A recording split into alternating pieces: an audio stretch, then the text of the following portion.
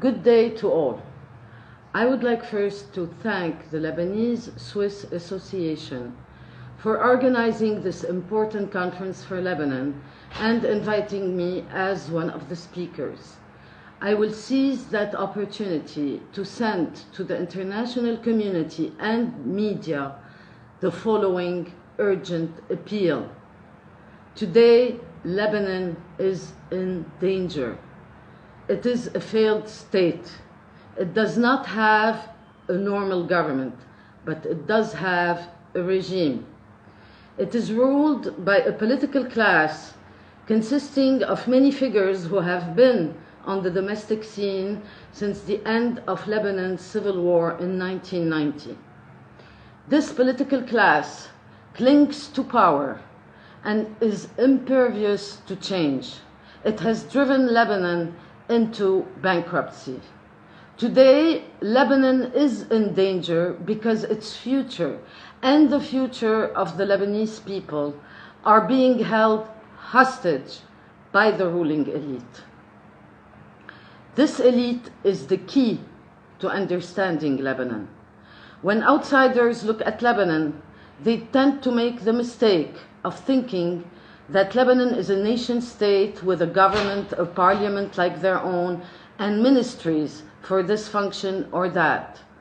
That is not correct. You must not think of Lebanon as a state that has a president, prime minister, and a parliament like other states. Instead, it is a cartel of self-perpetuating political class. This is the essence of the Lebanese state. Everything else is just window dressing, pretty ministries that engage foreign diplomats, but basically have the purpose of concealing the actual exercise of power behind the scenes and above the general interest of the people. If you want a good analogy for governance in Lebanon, think of the way the mafia families divided New York City among themselves. These were organized criminal gangs. They made pact among themselves. They understood that their interest required a code of conduct among themselves, in which they would respect criminal enterprises of the other in exchange for non-interference on their own. So if you want to learn about Lebanese politics, do not go to the trouble of reading a book or even attending a conference at a think tank.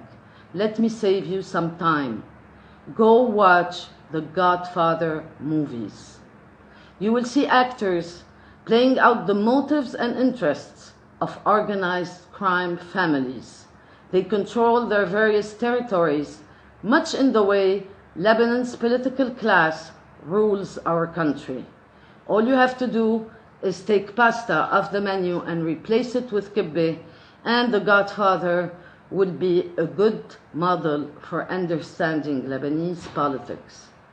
So step one in understanding Lebanon is for the world to grasp the fact that it is not a state, but a cartel of corrupt political organizations. Step two is this. Lebanon's elite has lost all claims to legitimacy. It is not part of any solution for reform. It is the source and origin of the country's problems. You should know that contempt for the ruling class boiled over in October 2019. That month marked the start of a wave of street protests that has swept away two governments so far. The regime has used violence and brutality to suppress those protests. The Lebanese army and internal forces were ordered by the cartel to crush dissent with military muscle. But I say those actions will only intensify the people's contempt of the regime. Do not say Lebanon had free elections in 2018, therefore the people have chosen the parliament and the parliament approves the cabinet. Because I say to you, our constitution stipulates the people are the source of all powers. Therefore, the street protests have nullified that election. The Lebanese street has withdrawn that legitimacy. By contrast, Lebanon civil society is diverse and vibrant. Foreign diplomats and aid organizations visiting us should engage them directly with the mediation of the state. Step 3 in our analysis brings us to the catastrophe of August 4. On that date, a new and unimaginable insult was introduced into Lebanon's political life. It came in the form of the infamous Beirut port explosion, a blast of 2,700 tons of ammonium nitrate, which rolled over the city with a force estimated at 1/5 of the nuclear bomb dropped on Hiroshima. It killed 190 innocent civilians, injured 6,000, and caused billions of dollars in property damage. Who will pay for this? The cause of this explosion is still unexplained. The Lebanese government tells us it is conducting a full investigation. Think about that. The government is responsible for everything that takes place at the port, and this government is now investigating itself about the origin of the blast. Who will trust them? Finally, what do we do about this whole situation? What's the next step? We need a new approach. We need an approach that goes beyond merely making recommendations for reform. We need an approach that goes beyond imposing economic sanctions on Hezbollah.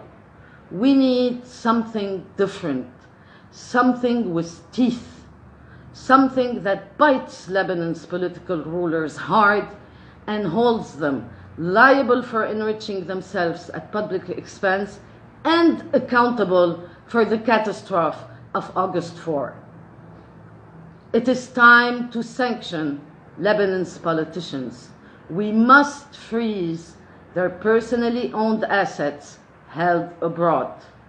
There is authority for sanctioning foreign corrupt officials in the World Bank STAR initiative, which is about stolen asset recovery. There is also authority within the UN Convention Against Corruption. Many countries have their own laws and framework for freezing the assets of politically exposed foreigners. This is typically done as a precaution and a prelude to court proceedings. 2 days ago, recent sanctions were put on 2 Lebanese corrupt former ministers by the US administration. I salute that action, and I appeal to American President Donald Trump and to our American friends to continue this process and freeze assets of all our corrupt officials in application of the Global Magnitsky Act. I also appeal to French President Macron, who visited Lebanon twice since August 4, to do the same now in both France and the European Union. Last but not least, I appeal to our diaspora everywhere. Pressure your adopted countries to freeze the assets of Lebanese corrupt rulers. You have an essential role to play. The Beirut blast brought fire on the people of Lebanon. The fire that ignited the chemicals did not start on that day. It has been smoldering for years in the form of corruption, theft, mismanagement. The fire was started by Lebanon's political class. They poured fire on the heads of their own people. Today, we must move against their personal assets in every country where they are located. We must fight fire with fire. Thank you.